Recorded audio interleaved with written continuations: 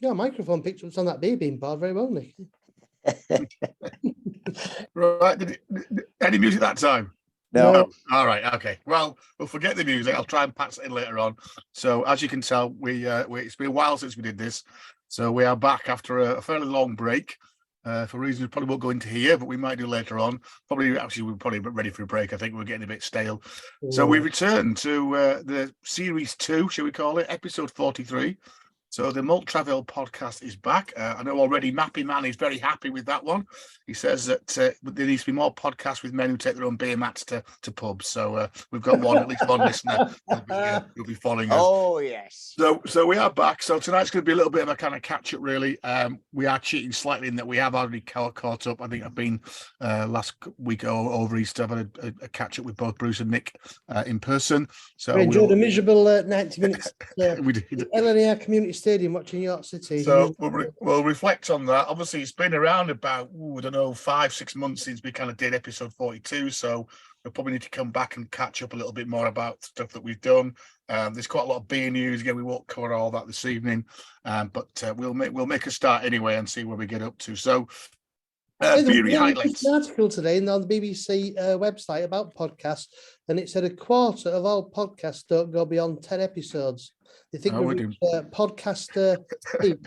We're doing quite well in 43 after a bit of a break, so it's what we need. Listening, man, but yeah, still. So we've still been sharing kind of pics and things. I haven't been out drinking very much, but these two have been kind of keeping things going, and they've been sending us, sending me pictures every now and then. So Nick, you sent this picture. This is in Omni, which is a fairly new establishment in Malton. Or what was the new Malton, and now moved slightly down the square. So and you mentioned, which you can see here, those on YouTube, they had a very fine selection this week. Normally have at least 4 beers on, don't they? Yeah, and once again in there you can have 3/3, so you can try them. Gemma's now expanded the range up to 4 hand pumps, so it's always pretty well kept. Gemma knows what she's doing as far as the beer is concerned. It's quite a relaxed place. It's one of the busiest places in town now. They do their Yorkshire food tapas. It's a bit of a cocktail bar as well, downstairs and upstairs. I normally sit outside if the weather's anywhere decent. So they've got 3 or 4 tables outside. And yeah, on a Friday and Saturday night, there's a nice vibe to it. It's very much steady away. It's not a traditional sort of pub, but they allow dogs in there as well. So if he's got a doggy visit in Malton, then it's a good place to head to. And I say they've always got some good real ales on in there. So we are going to do an episode of Malton. I think we were planning that anyway, and I think that's probably the next couple of episodes we must do, because we did say, despite getting to 40 odd episodes, we haven't really talked about the town that gave it its name. So we will be doing that.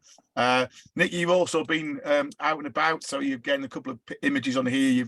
You did your own very own real ale festival in Wetherspoons, and tried to drink your way through that.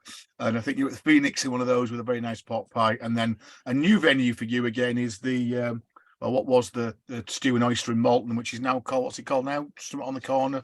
It's called the Pizza in the Square, which is weird because I mean, obviously, Stew and Oyster were bought out by Ossett Brewery. Ossett Brewery sort of ran it for a short while, still under the Stew and Oyster name. They then said, right, we're closing, we're going to refurbish, put it in a pizza oven and do stone-baked pizzas, a bit like the Hop in York. The building itself, they haven't really done much to it, but they resurge it in terms of people going in there. It's like one of the busiest places in town now. And you'd think, well, hang on, the beer range hasn't really changed and what they were offering hasn't changed, but it's just a new kid on the block. And folks seem to be going in there. They're doing live music now as well, which can be a good thing, can be a bad thing, Mike, from our experience on Easter Sunday night. Yeah. It was far too loud. In a building like that, if the singer's any good, really, they should be able to sing acoustically. And I'm afraid the young lady who was singing had a lot of amplification going on. And even upstairs, we couldn't hold a conversation with each other. So unfortunately, we had one beer and moved on. But as I say, it is quite remarkable that, I used to go there on a Friday or a Saturday night just for a couple of quiet beers. And it seems to have completely transformed itself. And yet nothing's really changed in there, except they've got one extra hand pump on now. So they are doing the Ossett beers. They normally have now, they have the White Rat on, they have the blonde, and then they alternate between what is it, Bruce Silver Night, the one that you like? The Silver King. Silver King. Yeah. They had a Rasputin stout on the other week, which was about 7%. And then obviously they've got the craft beers. They've got about 4 or 5 salt electric craft beers on as well. So certainly a good range of beer. Prices have been tweaked up a little bit more as well now.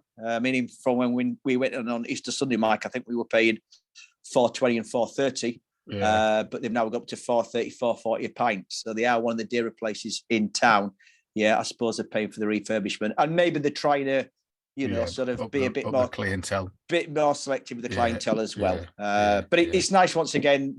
They've got plenty of seating outside, sort of within the Market Square area there. And once all the traffic's died off, it's quite nice sitting out there outside if the weather's okay. So yeah, I'd rather it be there than not, put it that way, because it is another good outlet for real ale in Moulton.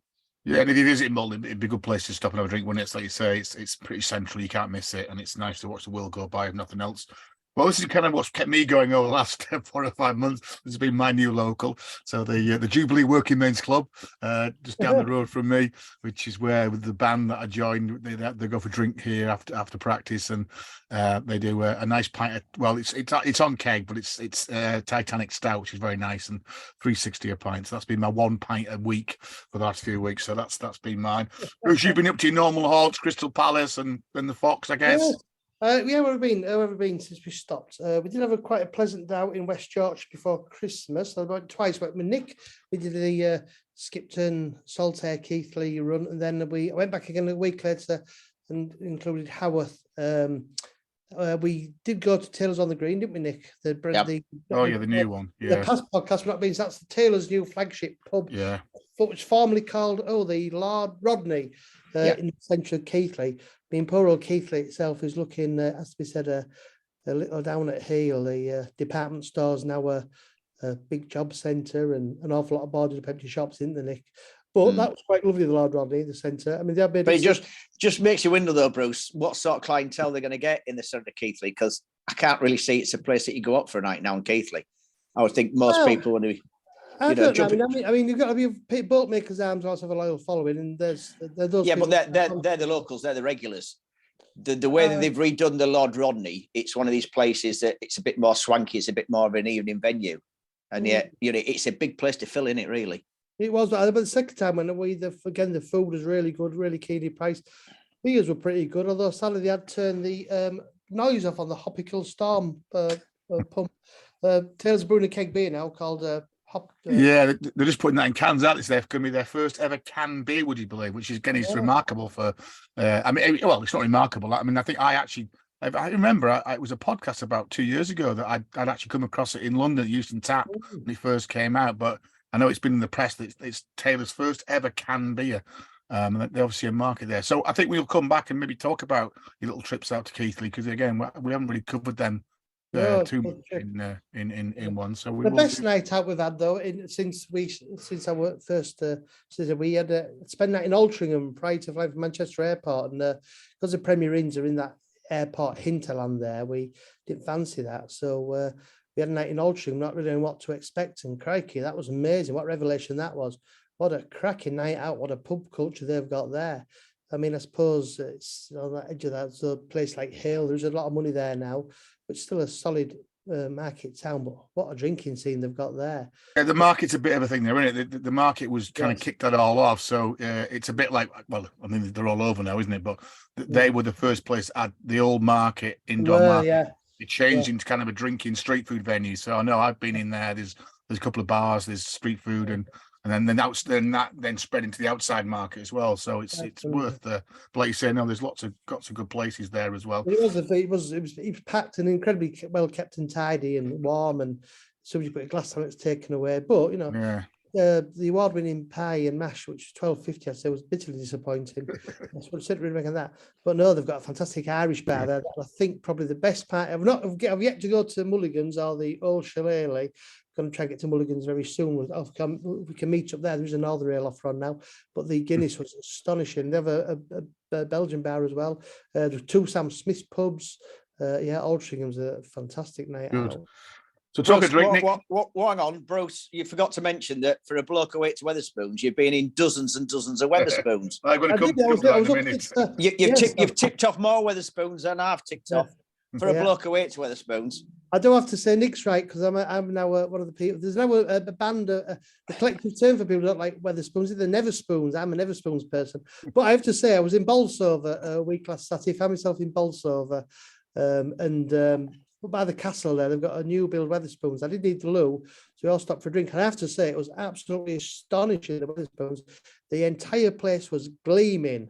There was a dirty plate, an empty glass, even the coffee machine, when every suspect was tidied up. It was coming to the end of the beer festival, but it was by far and away the best part of Wetherspoons. You could see the moment they poured it. It was the Swiss Red from Southwold they had on, and it was a fantastically well-kept pipe. But the whole place was a credit to the people who ran it. He should send his people there, because, I mean, Nick and myself and Jackie and mum and dad and my wife went to... kids went to Burns night, and the one at the York in Piccadilly, and I have to say it was absolutely disgusting, wasn't it, Nick? It was. It's always though, isn't it? It was student night. It was student bill, wasn't it? It was horrible. You do like staying there. You want to come home and have a shower. But I'd say the people in Bolsover, yes, congratulations. Anyway, please. Let's get Wetherspoons I've ever been. We might come back to Wetherspoons a few times tonight, so that's good, because I was thinking about tweeting about either Wetherspoons or Sam Smith. I think at the moment it's going to be a Sam Smith 3, although it makes a Crystal Palace. But spoons we might come back to. And I'd certainly been making really good use of this £2 bus there anyway. Fantastic news, and I know you two have been using it as well. It's great. I used it yesterday to get to Stone, and I had a little meander around Stone, and again was able to jump on the bus. Done it a couple of times, actually, being up to Limestone Brewery for £2. It's cracking. The drinkers, yeah. The Dales buses on the deal. We have the Dales buses and Moore buses. Yeah. Equivalent things, I'm guessing, around the country, like peak buses and things. Every bus is £2, yeah. I mean, that's mad. We could go from the end of Mile Road to Grassetton for £2. Yeah, it's good. I think that time I went on the bus to Stone, it cost them like £7. Yeah. Whereas yesterday it cost me £4, so to get there and back. So it's well worth doing, well worth using. Definitely. And Bruce, although you've had some beery highlights, you might need to tell us a little bit about. I don't know what beer you had in the Karen's Diner, but I know you frequented your good lady's birthday. You a surprise visit to Sheffield's Karen's Diner. So I don't want to go off topic on the podcast, but we might come back to that in a minute. Did you actually drink any beer in there? I think I had a bottle of Estrella.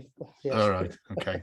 We might come back onto Estrella as well in a minute, because that's another thing in the news, isn't it? So there's loads of beer news. In fact, I was just looking tonight, and I think we're going to come back to. I mean, Guinness. There's loads of stuff about Guinness at the moment. Guinness apparently were one of the most successful brands of lockdown. That everybody was desperately missing a pint of Guinness. So I think Guinness have said that every 1 in every 10 pints in London is a pint of Guinness now. Wow. And so much so that they're actually building a new brewery near Covent Garden. They closed the old brewery down about 20 years ago, and they're building a bloody brand new one. I don't know if you've come across Nitro Surge yet. I'm not sure I want to spend whatever it is to buy that thing to put on your beer, especially when it runs out. Isn't it? It's only 15 quid, so it's not bad, is it? Yeah, but it runs out, doesn't it? You have to go and buy another one after so many, and you have to buy the correct cans as well. You can't just use it in any can of Guinness. The predecessors were what's been around for quite a few years for any bar that didn't want to get a full barrel of Guinness in, was a little Surger kit. Yeah. That it was like a little ultrasonic disc, put a little drop of water on it, and then put the can. No, hang on, no, you put the pan. Pour the Guinness into your glass, and then put the glass onto the Surger. Yeah. And it sort of ultrasonically trembled and released the nitrogen bubbles into it. So this thing about introducing nitrogen into the drink isn't brand new, but there's this little widget thing that instead of being in the can, you stick it on the top of the can and then just pour it through there. Yeah, weird. So I've not actually seen any for sale yet, but a bit like Zero Guinness, you couldn't find that for ages, so we'll see. I noticed that Budvar and Thornbridge are joining together. The first ever collaboration from Budvar, and they're going to produce a lager between them, which will be interesting. I noticed that Tesco's are opening a pub for the coronation, and they're going to take over their first pub. I think they're only taking it over for a while. The King in the Castle, which is somewhere in Farringdon. I think I've probably been in that, actually. And then what was the other one I picked up today? Oh, and obviously, sorry, Manchester pubs. There's a new book, Camera, about to put a new book about Manchester pubs by Matthew Curtis, which we may come back to. So there's loads of news. The bit I did want to just quickly share with you, though, because we've mentioned these three. Again, I'm on the Heritage pub list, and they popped up, their latest newsletter popped up. And again, some good news, really. We've mentioned a couple of pubs in Hull when we did our Hull and East Riding. The Old White Hart, which is kind of tucked away just on the edge of the old kind of docks area. I think that again, somebody new had taken it over, but whoever's taken it over, they've had to put back in. They took out one of the old bars and bar back and ripped it all out, and now they're going to put it back in again now. So that'll cost them some money, but that's a quirky pub. And then you two did mention the Polar Bear, which you can I've never been to, but you say you managed to get in there, you pair, which is very similar to the Black Horse in Preston, isn't it? It's kind of one of those pubs with that huge, great circular bar. So there's two. There's the Polar Bear and the White Hart, and they are obviously both got the big ceramic bars. Now the White Hart, I think it is, that's open most of the time. The Polar Bear is only actually still open about 2 or 3 days a week because it's a music venue. Yeah. If I'm getting the right order. So I've been in the White Hart. I mean, they're not miles apart actually. And I say it's unique that I think there's only about 13 pubs in the country that've got these curved ceramic bars, of which obviously the Black Horse in Preston is one. But yeah, you've got 2 in Hull. But as I say, it's a bit more difficult to get in the Polar Bear because it's only open sort of a couple of days a week as a music venue. It's always had been known for its music. So as I say, you've got a better chance of getting in I'm sure it's called the White Hart. So yeah, they're basically saying that this conversion to the music venue is actually undermining the its status, its national inventory heritage pub status. So there's a bit of a kickback there. And then the other one was the Station Buffet, which again we've talked about in that episode. Nick, we ventured there. In fact, I'd found a picture of you entering into it, but I don't know what I've done with that. And we did mention, I think previously we kind of had our break, that Brass Castle from Alton are certainly planning to take it over. I didn't know that. I don't know how much it's moved on, but it's great news because unfortunately the landlady who left there, who ended last summer, couldn't find anybody to take it on. There's a bit of work need doing, and it was fearful that it was just gonna go to rack and ruin. So thankfully it's a fantastic kind of Victorian buffet bar in the likes of Dewsbury, etc. A little bit of charm. It was a little bit cold, and don't know when we were there, Nick. You kind of felt it was on its last legs a little bit. The beer wasn't great at all. Yeah, but obviously Brass Castle get hold of it, then that's the plan. So that's something we might keep our eyes on, and we'll go through. And then again, I mentioned we mentioned kind of continental lagers. Again, interestingly, that Heineken now are about to hit us all with Cruz Campo, which again is actually a beer I've quite enjoyed when I've been over in Spain and Portugal and places. But a bit obviously they've looked at Madrid, and they're gonna kid us all that this is the taste of Sevilla, brought to you from Wolverhampton, or it'll be if it's Heineken, it'll be Tadcaster, won't it? They'll brew in Tadcaster. Yeah. So look out for that, because I think obviously Madrid has just been mad, hasn't it? I think I was trying to find it. I think Madrid's fastest growing brand in the UK apparently, and everybody's gone mad for it. Genius piece of marketing that though, wasn't it? Yeah, absolutely. This idea that you're getting the soul of Madrid, and then the small print says it's brewed in the UK. So there isn't a Madrid beer in Spain. It's just completely made up.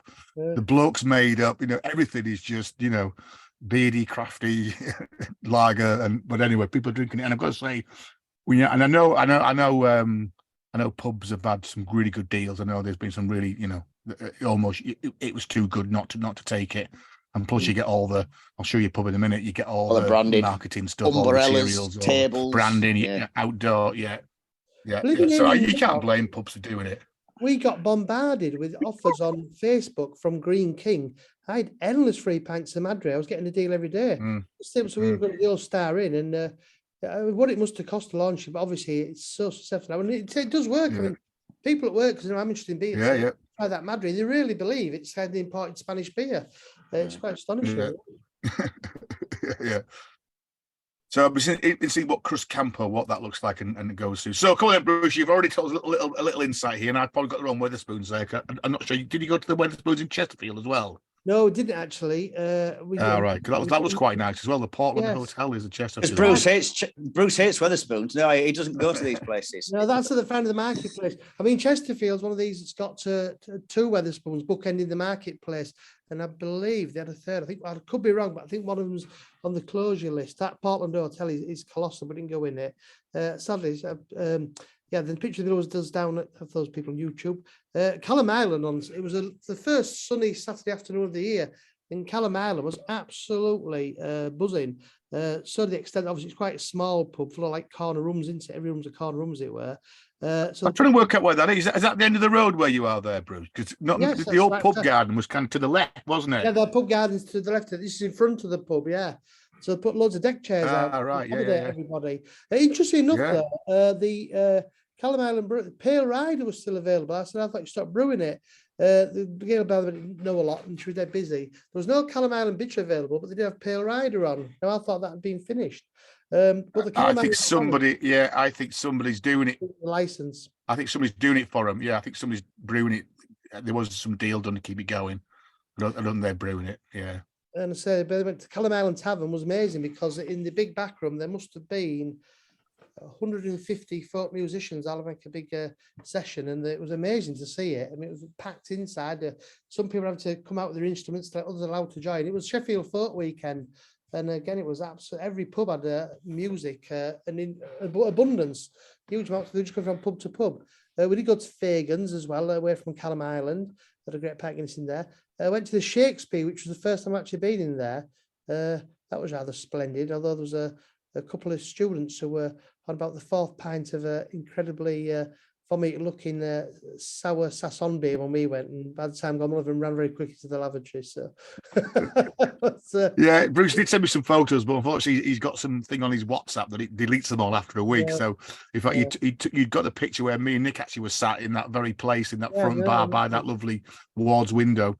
When we were there, we were there in August, weren't we, Nick? We had a few beers by the time we got into Shakey's, but it was again, it was on good form, wasn't it? Like you said, a mix of students and beery types, and but no. So it's almost like it's a little village down there in Callum Island now. Obviously, a lot of the old warehouses have been turned into hipster apartments, and it really has got its own vibe down there. And really, if you're going to Sheffield, you could spend a day and a night just in Callum Island area, couldn't you? Yeah. Say compared to what it was like when I was a student there. And I remember taking these two big Danish lads who were like massive great Vikings. And they were, Nick, where are you taking us? Is it safe down here? That's when the Fat Cat was the only place down there. And obviously Fat Cat was a little bit off the beaten track. And we went down there midweek one night, walking down all those deserted warehouses. And yeah, it was a bit sinister, a bit spooky. So you walk down there now and say you've got hipsters down there and people sat on balconies, and yeah, it is a bit different. So yeah, I think that was about episode 40 that we covered Sheffield, 41, 40. So again, if you want to listen back to that, and obviously, is it this weekend that Camera have got their AGM there? Again, I think if we were otherwise saw it being good. I mean, it really is a little bit of a kind of a beer destination. I mean, you got from as soon as you get off the train with the Sheffield tap. Yeah. And like you say, we're both a city centre and out in Callum, and I mean, me and Nick, we ventured a bit further out, didn't we? We managed to get some quite interesting bars, pubs. Kind of outwards, went to the Aberdale. They have a pub, the Sun Inn, which is kind of up one of the routes south of Sheffield. So yeah, no, well worth it, well worth a repeat. And again, just came across this week. If you do want, this is really good. The Camera do the heritage pubs. All the Sheffield one's free at the moment. You can download the PDF version of it for free. If you go on Camera's website, look for heritage pubs, or just Google Sheffield heritage pubs, and actually the little book that Dave Pickersol's done is actually free at the moment, so you can just download it. Do you remember, mate? I bought a copy of that from the guy from Sean from the Chef Hopcast, in the Newcastle market. Was supposed to be a present. I've still got it here for you. Right. Well, I've got a PDF version for free. Oh, it's well thumbed. Yeah. Yeah, and again, the Chef Hopcast, they've had a bit of a break. They're back online as well. So again, if you do want to hear about what's going on in Sheffield, I recommend that podcast. It's a really good podcast as well. And Sean runs the bar in the Moor market as well. The ball shop, yeah. As Bruce mentioned, we had a quick, Bruce and my son and him, we had a quick meetup, a quick dash a couple of Saturdays ago. We used our £2 bus to get to York, although we took a very long time because there was some problems on the A64 and then a very horrendous hell shower. So we only managed two quick drinks. So we went into the Hop, which I think, as we said before, is one of our kind of fave York pubs, certainly me and Nick. And we had a couple of pre-match beers in there, and again, it was actually full of football guys in there. One it Bruce mainly and families, because it was kind of Easter as well. And again, I just you forget what a stunning building it is, and I've got a couple of photos, but I chose this one because obviously this is the building's quite old, but it was a pizzeria, and it's quite, and it is, there's got a fantastic bar and a fantastic tile floor. When it gets busy, it was originally Butcher's with its own Butcher's, yeah. So now, and they still specialize in pizza. And again, just I kind of really enjoyed. I stepped up slightly and went on the Excelsius, which I've not really had before, and it's a slightly stronger pale ale, but that was really nice. I think you still got the blonde, didn't you, Bruce? I think in there. Yeah. And then we went across the road, and we said we'll try the Blue Bell because it was fairly quiet. One thing they have done is they've got rid of the seating outside, which apparently is the council have put their foot down because. Again, it was quite nice to be able to sit outside the Bell and the social and the Hop across the road there. And I got to say, Bruce, we were a bit disappointed, weren't we, in here? We couldn't get a seat because there were lots of kind of beady blokes sat at a table on their own and kind of spreading out. So we ended up in the corridor. We had an interesting chat with the guy who was in there. But again, we should have gone, I think, we both and ahed about having their Brass Castle do a interesting this one now. I'm trying to find Nick because when we were in Malton the night before, we popped up the blue ball, but unfortunately we couldn't get in because they just closed. And on the bar they had a Brass Castle Blue Ball IPA, and obviously in York there is a Brass Castle Blue Bell IPA. And we should have had that. And what did we have in the Ember? I can't remember what we had. Bradfield Farmers Blonde. It was disappointing. Bradfield Farmers Blonde, which is normally a really good beer, but it was just flat and insipid, wasn't it? So I think I was in there last Saturday and I did a pint of Old Top, which was vastly improved, but the Farmer's Blonde was a very poor. Yeah. And we ignored the sign on the door saying no stag do's or football fans, which you can clearly see in this picture here. But yeah, a little bit disappointing. And then I say, then Bruce, as Bruce already mentioned, we then sat through 90 minutes of fairly turgid football, and unfortunately our local Yorkshire team, Halifax, were able to give us the bragging rights, banged in 3 goals against a very insipid York City, and not great. And I think the beer was even worse in the stadium than I can remember before. I think at least and because you have to drink it in it's bonkers. When you go and watch rugby league at York. And you can drink wherever you want to. In fact, they do those double pints, so you can get 2 pints at a time in one glass. And it was horrible cold. I think John Smith's was still on offer. I can't remember what the lager was, but it wasn't great. So we had a quick zip round there. And then I say up in Malton, so Nick, me and you had a meander on. Was it East Sunday that we had? It's a Sunday, around? Yeah. So there wasn't a great deal of stuff open because obviously they've been open the day, and quite a few pubs were shutting quite early. And Nick, you'd been working, so. We managed to get into Cross Keys, which is always, again, another really good pub that you can pretty much guarantee will be open and serving decent beer. As always, Nick, we stuck on the Thornbridge. Abbeydale. No, Abbeydale. Not Thornbridge, Abbeydale, sorry. Reception. But they have it as a permanent there, don't they? Yeah, and they also have Tim and Taylor's landlord. They've got one of those plaques now to say, I think Taylor's have been around quite a few pubs. There's a pub of distinction, what they call it. So they normally have landlord and Abbeydale on permanently. £4 a pint we were paying in there, so not bad price. But it's not a bad pint, and we got our favourite table, which if you're looking on the YouTube, on the left of the door there's a lovely little side room there. The bar's on the other side, and there's a lovely round table in that window there where you can sit and watch kind of Malton go by, which is really nice. We then nipped across to the Pizza on the Square, which is the lovely building you see in the picture on the right. Those that are watching YouTube, this was the old Butter Market. It's where Malton Museum used to be, and like Nick said, it's bang in the middle of the town square, so a good place to watch the world go by. And then we were getting a bit stuck then because there wasn't much else open, so we made a little bit of a homage back to one of our very early haunts. So probably the first place we were all drinking when we were 17, which is the New Globe, which again is amazing. It's still ticking over. It's still there. It's still still doing what it does. It's very, very much the locals. Well, one of the locals pubs in town, but it's always friendly enough. So even people from outside, if you come across the globe, you pop in there and you can have a beer. They had Wainwright on, didn't they, Mike? In fact, you went for a pint of Guinness, didn't you? Well, they had. When I first walked in there, the first one I saw was Doom Bar, which always kind of depressed me because this pub's always had a strong with Cameron's. It's always, I think it was probably Cameron's house for a while, but they've always normally had Cameron's beer on, and often Strong Ale, which again we quite like. But yeah, this evening they had Wainwright on and they had Doombar. So in the end, I went for a pint of Guinness because I'm kind of macro bitters have gone past me a little bit. For those 2 pints, it was £8.20, so I didn't think that was too bad. Yeah, and the Guinness was in very good form actually. We sat on the little room that didn't exist when we were lads. So this is the new room on the right side there, and there's my pint of Guinness there. It was pretty quiet on a Sunday evening, Easter Sunday night. You're across from Brass Castle's tap, which unfortunately shut at 8, so we just missed that. And again, Bruce, it's sad news, but this is the back room where we began our drinking heritage. No. And it's a little bit of a kind of a thing now. So it used to be a nice little cozy snug, didn't it, at the back? Yeah, lovely. What a we were Barry, the landlord, he would let us in the back there, knowing that some of us were 18, and he used to look, go in the back. I'm happy you go and sit in the back and don't, if you're not stupid, which we weren't. We kind of, that was our first drinking. So unfortunately now it's a pool table and one-arm bandit. So. I had my 18th birthday party in that. You did indeed. And you made everybody drink bottles of Guinness I bought Newcastle Brown only, which didn't go down particularly well. And then I took Nick right out of his comfort zone. I quite like it in the Derwent Arms, but the Derwent Arms is back in Norton, so back over the river. It's a massive pub, the Derwent Arms. And again, it's one that ticks over. It's always pretty full. They do have a hand pump on there. I think actually there wasn't on. Every time I walk past Mike, there's never any pump clips on there. So they've got the hand pumps in the bar. But I have never seen in 6 months to a year. I've never seen. I mean, it's a Marston's pub. Yeah, me and you had landlord in there. I think last summer, me and you actually had the pint landlord. Anyway, we had Guinness and it was good.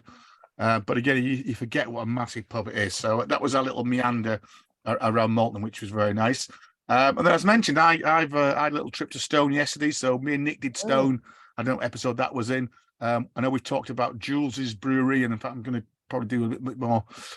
Stone's. I've been reading a bit more about Stone's brewing.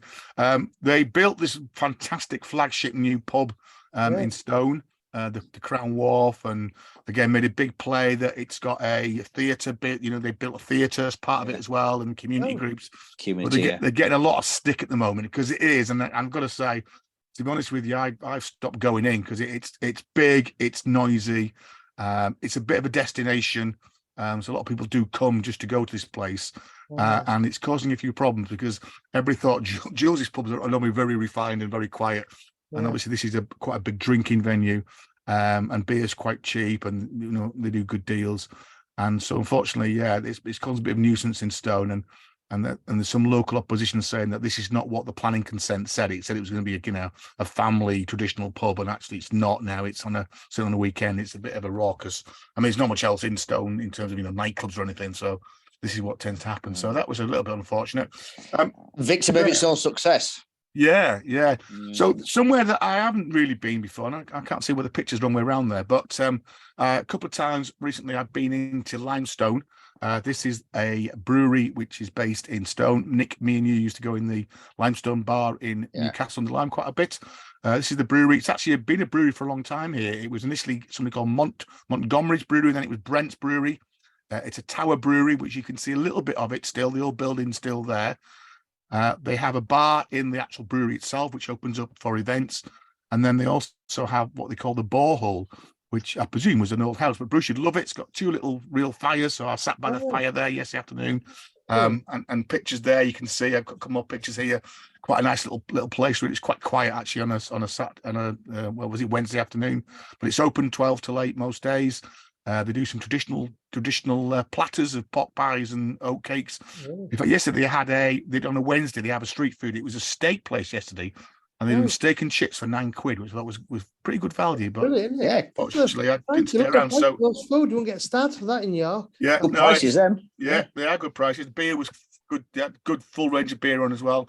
So somewhere I'll take you, Nick. It's I've not actually been into the borehole before because I've normally been the brewery, and the brewery is again a bit more kind of rough and ready. The bar we actually last time I was in there was for the rugby. So the Brad, who's the brewery owner, he played rugby with him. He's a bit of a rugby guy.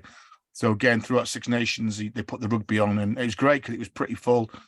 Just had a limited range on in the bar, 2 or 3 hand pumps, pork pies. So that was great watching that as well. So definitely worth going.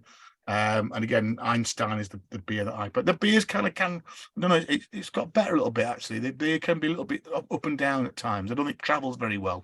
and I don't think it keeps. I don't think it keeps long. If you get it fresh, it's really good. And obviously in the brewery and the bar, it's fresh as well. Then I popped down to Wetherspoons. So Nick, we've been in here a few times. The Post of Stone, mainly because I had some vouchers in my pocket. They were running their beer festival. Literally, none of the beers in the beer festival leaflet were actually on the bar. However, if you look at that, so yesterday they had Jaipur on, they had Cairngorm Wildcat, they had Daleside Sea Fever, ex-Morpside, and then the normal Doombar, Abbott, and everything else. Yeah. So I had some vouchers, so I managed to get myself, and I bought two to somebody's going back to the bar. So I had a pint of Cairngorm Wildcat at what's that, 5.1%, and a Daleside Sea Fever, which is 4.5%, and that cost me the pricey sum of £3.92 for 2 pints. And they were, and you can see there, they were in good nick. Normally are pretty good nick actually in thing. Don't see Wildcat very often. Sometimes even in Scotland would be, you don't get Wildcat. It's not quite what it was, because it used to be Tom and Toole Wildcat, and then they Cairngorm bought them out. But it's a decent beer, kind of a ruby kind of red Scottish ale type beer. And the Daleside was all right, maybe not quite as much punch as I'd like. But again, if we do good about Wetherspoons, but £2.46 without a voucher for a pint of Cairngorm Wildcat. With the voucher, what's that, £1.94 or something? Yeah. But it's, you can't really go wrong. £1.96, yeah. It was pretty good. Stone's getting a good little place now. I need to take Nick into the Wren, which he hasn't been in. Unfortunately, it was shut. It said it was open on the website, but when I went down there, it's by the side of the library. It's a little bar there. It was shut. And then there's also now on the Titanic, they've opened Bod. Bod are their kind of cafe bar. Been there a few times with the family. It's quite nice. That's in the square as well. So you've got loads of really good pubs. But I was getting the buzz back, so I headed down to the Swan, where again Nick and I have been in there, and it's I don't think you've ever taken you in the Swan, Bruce. The Swan in Stone is just one of those typical old cracking pubs, the pubs that we used to go into when we were early 20s, 30s. It's real ale, it's floorboards, it's two fires, it's just, great. It was full of kind of people with Birmingham accents yesterday, obviously come up on the train, and we're doing a bit of a beer tick. And I think I said to you, Nick, I think they had 11 casks on yesterday, 11 cask hand pumps on yesterday. And all in pretty good thing. Wow. I was a little bit kind of, they obviously had the free Madry as well, because nobody drinks lager in here. I've not seen, very rarely see people drink lager. Most people drinking the beer, but they've still got all the Madry stuff outside. I suppose it's why not? You get a nice little thing for your beer area, don't you, outside as well? Yeah. But it's a great pub. So I had a pint and two halves. So the Holden's Golden Glow, new one for me. Was fantastic, and then Green Duck and the Ari Bear, which is from Beartown, from Congleton. So very nice. And then was able to jump on the bus and head back to Mellard's, and my kind of normal haunt. Got in there, £3.60 a pint. Still can't really go wrong. They always have 3 cask beers on, and then a range of kegs as well. And again, new one for me. This was Northern Whisper Brewery, which are from Ronstall up in Lancashire, and then Yama House. And you see there, it was a very, very nice beer. So really, really nice. So anything else to report, guys? Because I've kind of monopolized that bit slightly because I've not been out for a while, so I thought I'll tell you about it. And again, we were kind of, we're not quite last minute, this podcast, but we kind of threw it together. Anything else? Mention Black Sheep? Mention Black Sheep. They're about to be sold, aren't they? Well, they're having it's a bit financial rejugglings. I mean, some of the headlines were, Black Sheep Brewery closing, blah blah blah blah, and then you're heading to a bit more, and they're having to look for financing and funding and stuff. I think we've talked about this though, Brooks. I think a middle-sized brewery now, they are obviously struggling. There are so many small microbreweries opening up, and obviously in terms of duty and just the overheads, it's more economical for a lot of the microbreweries to compete and to put something new out. And then obviously you've got your massive, great multinational breweries that will always be there. And I think the middle-sized breweries now are struggling. But we've said, Black Sheep, it was always a good beer, and yet they sort of sat back on the laurels. You never saw a different beer from Black Sheep on the bar, really. And to a certain extent, I know I'm sort of contradicting myself because, I've said before that sometimes I wish, the breweries just concentrated what they do well, rather than think they've got to come out with a new flavour and a new style every week. But I think the problem was you walked into a bar and you just saw the normal Black Sheep on there or the Golden Ale, and you thought, well, I've tried it dozens of times before. I'll try something different. And I see this. I think they've got a relationship with Ember Inns, and I know recently, in the last 6 months to a year, they have knocked out a couple of different beers. But I'm just wondering whether they realise this themselves, that they'd lost a place in the marketplace, and it's maybe a little bit too late. But ultimately, the fact that they bought York Brewery, for them to go or for them not to survive would be a massive shame, really. It would really see the end of the York Brew. Although, I mean, the bottles are a big part of the business, aren't they? I mean, they probably do more bottles than most similar sized breweries. And again, but I guess let's be honest, they're out on a limb. The Massam is not an easy place to get to, and if you're having to ship your beer with the cost of diesel, stuff as it is now, that must have whacked their price up. Because I mean, it takes you a good 35-40 minutes to get onto the A1, which is not even really a motorway, is it? It's just a dual carriageway. And it would probably take you another, and they are a national distributor. You do find their beers everywhere. So you do wonder whether that's part of the challenge as well. So maybe that's one to keep. We all sit here and moan about the prices, but I mean, we're having to organise a fundraising concert because my daughter's off to South Korea for the World Scout Jamboree. And even with no staff to pay, it's quite amazing how I've seen my profit get eroded by the costs. And so it's quite a salutary experience, really. I mean, we all moan about the price of beer, but even doing something like that, and seeing that my profit's been eroded and I've got no staff to pay or business rates to pay, I mean, it really is a tough game now running a pub. Yeah, I mean, we do all moan about things, but by likewise, I think every time you go, what they're charging now, the beer's got to be spot on, hasn't it? Yeah. You're most happy what you're paying. Yeah. And I think trouble like Nick says, made a good point with Black Sheep. The very nature of cask ale drinkers now is you're going to try something new. So you can have really good beer, nothing wrong with it, but there's always that inclination to try something new, isn't there? So that you've got this ever expanding, never ending, infinite competition from new beers, and it almost becomes a self-fulfilling prophecy, doesn't it? Not changing Yeah. What we all got planned this weekend? I'm at the Port Vale, so I'm going to have a couple of beers in the mother town of Burslem. So I'll take a few pictures. For the first time in life, my Sky VIP has come good. Although I put in for I put in for the Grand National, I put in for the Formula One, and then I got Port Vale versus Bristol City. But anyway, we'll take it. But I think next time we meet up, we're going to start. We need to talk about Malton. So I think we kind of planned back in the whenever it was end of last summer that we'll probably do a couple of episodes. One maybe looking back at Malton. What we can remember, we were kind of in our beer infancy, and then we'll talk a little bit about what if you get there, what you'd find now. So those are going to be the next couple of episodes, which hopefully will be in a couple of weeks' time or so. Again, we've not really got a schedule yet, but I'm sure we'll work one out. So we hope that it's been good to get back, boys. It's been good to chat about beer again. Well, I'm going to on Saturday. I'm going to Holmfirth, which I've never been to. All right, that'll be I suppose a couple of good pubs and a really good fish and chip shop. And then on the way back, Holmfirth's extension of the trip, we'll go into the Crate Escape, apparently Britain's cheapest off license in Huddersfield. He does a couple of daily videos every day on Facebook. Got some astonishing deals on cask and craft beer. I mean, it's miles to be anywhere else. So we're going to come up with a carload of booze from the Crate Escape. Right, very good. So that'll be another one to tell us about as well. Then sounds good. So hopefully you've enjoyed that. I said we'll be back. We'll get a bit more polished. I'll try and find where the music's gone because I'm supposed to play that. Can you hear music this time? No. Yeah. No. Okay. We'll see. We can sing it. We can. Good stuff. Right. Well, cheers for now, and we will see you in our next episode. So I'm going to stop the. Bye. Goodbye. Stop recording.